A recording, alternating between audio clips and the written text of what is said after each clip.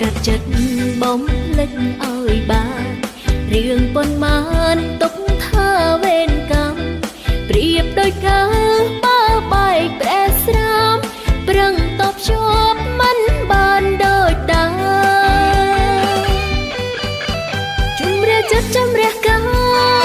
យឈុំស្ដាយស្រណោរឿងកន្លងហួនជាគ្រូក្នុងជីវិតឈប់នឹកឈុំគិត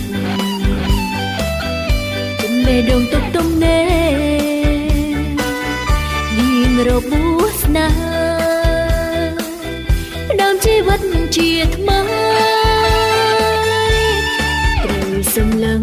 មើលទៅខាងមុខអនាគតកាត់ចិត្តបំភ្លេចឲ្យបាន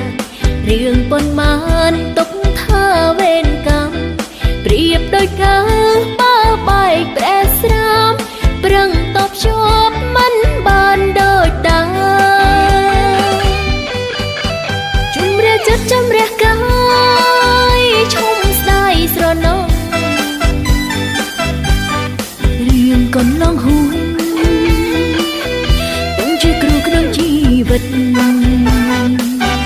ឈប់នឹកឈុំគិត